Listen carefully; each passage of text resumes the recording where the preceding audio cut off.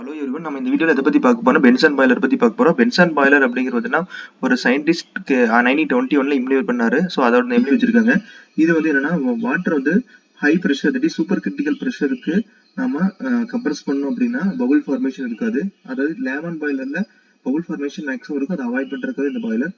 இதோட கெப்பாசிட்டி பார்த்தீங்கன்னா 135 tons per hour, pressure பார்த்தீங்கன்னா 250 bar, டெம்பரேச்சர் 50 degrees Celsius. இதுல என்னென்ன காம்பனன்ட்ஸ் இருக்குன்னா சேம்பர். சேம்பருங்கிறது outer face. Water heat pump அப்படிங்கிறது பார்த்தீங்கன்னா இதுதான் சூப்பர் கிரிட்டிக்கல் ப்ரெஷருக்கு நம்ம வாட்டரை கம்ப்ரஸ் பண்ணி கொடுக்கும். லோயர் அப்படிங்கிறது ஏர் சப்ளை பண்றதுக்காக. ஃபர்னஸ் அப்படிங்கிறது என்னன்னு பார்த்தீங்கன்னா தட் இஸ் ஃபியூயலை ஃபயர் பண்ணி ஹாட் கேஸா மாத்திட்டு இருக்கும். எக்கனாமைசர் அப்படிங்கிறது வாட்டர் ப்ரீஹீட் பண்றதுக்காக யூஸ் பண்ணிருப்பாங்க. ஏர் ப்ரீஹீட்டர் ஏர் ப்ரீஹீட் பண்றதுக்கு. ரேடியன்ட் சூப்பர் ஹீட்டர் அப்படிங்கிறதுனா வாட்டர் ஸ்டீமா கன்வெர்ட் பண்றதுக்கு. கன்வெக்ஷன் எவாபரேட்டர் அப்படிங்கிறது ஃபர்தரா பியூரா ஸ்டீமா கன்வெர்ட் பண்றதுக்காக.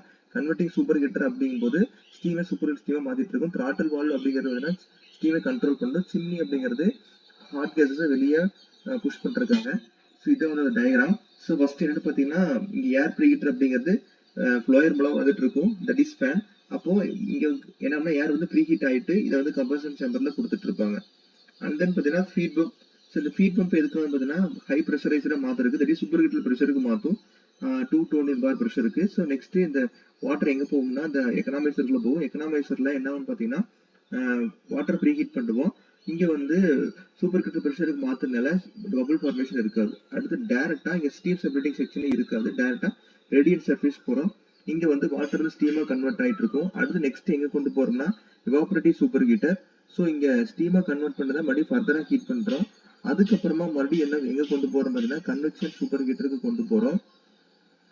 இந்த கன்வெக்ஷன் சூப்பர் ஹீட்டருக்கு போறதுக்கு முன்னாடி த்ராட்டில் வால்வ் இருக்கும். இந்த த்ராட்டில் வால்வ் எதுக்குன்னு பார்த்தீங்கன்னா ஸ்டீமை கண்ட்ரோல் பண்ணி நெக்ஸ்ட் எங்க கொடுக்கும்னா தட் இஸ் கன்வெர்ட்டிவ் சூப்பர் ஹீட்டர் கொடுக்கும். இங்க ஏதாவது ஸ்டீமா கன்வெர்ட் ஆகாம இருக்கு அப்படின்னா இது ஃபர்தரா கன்வெர்ட் பண்ணி கொடுத்துட்டு இருக்கோம். இதை கன்வெர்ட் ஆனதுக்கு அப்புறமா தான் என்னன்னா ஸ்டீமா நம்ம பிரைம் ஓவர் கொடுத்துட்டு இருப்போம்.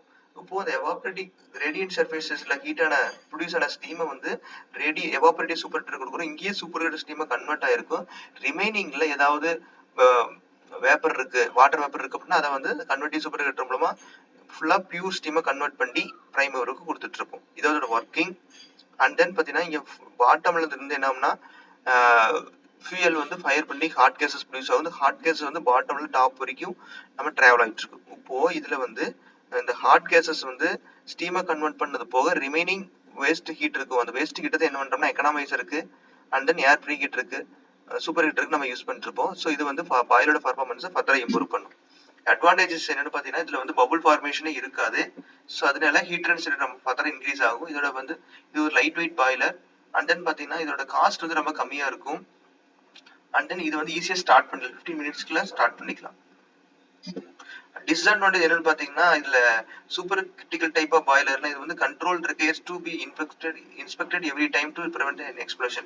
நார்மலா இதுல வாட்டர் நம்ம 220 பாருக்கு நம்ம கம்பேர் பண்ணிட்டு இருப்போம். அதனால நம்மளுக்கு என்னன்னு பாத்தீங்கன்னா ஒவ்வொரு டைமும் நம்ம ப்ரெஷர் கரெக்டா இருக்கா அப்படிங்கிறத நம்ம கரெக்டா செக் பண்ணிட்டே இருக்கணும். இன்ஸ்பெக்ஷன் பண்ணிட்டே இருக்கு, இல்லைன்னா எக்ஸ்ப்ளோஷன் ஆயிரும். ப்ரெஷர் 220 பாருக்கு அதிகமா இருக்கு போயிருச்சுன்னா எக்ஸ்ப்ளோஷன் ஆக ஆரம்பிக்கும். அதனால அதை நம்ம அவாய்ட் பண்ணணும். ஸோ அதனால ஒவ்வொரு டைமும் இன்ஸ்பெக்ட் பண்ணிட்டு தான் நம்ம ஸ்டார்ட் பண்ணணும். அண்ட் தென் இந்த boiler control is difficult for variables. இது நம்ம கண்ட்ரோல் பண்றது ரொம்ப டிஃபிகல்ட்டா இருக்கும். வேரியபிள்ஸ்ல ரொம்ப டிஃபிகல்ட்டா இருக்கும். ஸோ இதான் இதோட டிஸ்அட்வான்டேஜஸ். பட் ஆனா இது மேஜரா யூஸ் பண்ணிட்டு இருக்காங்க. சூப்பர் கிரிட்டிக்கல் ப்ரெஷருக்கு நம்ம 220 பாருக்கு அதிகமா நம்ம கம்ப்ரஸ் பண்றதால அது ஈஸியா பபுள் ஃபார்மேஷன் அவாய்ட் பண்ணலாம். ஓகே, இதுல ஏதாவது டவுட் இருக்குன்னா கமெண்ட் பண்ணுங்க. சேனல் சப்ஸ்கிரைப் பண்ணுங்க. தேங்க்யூ.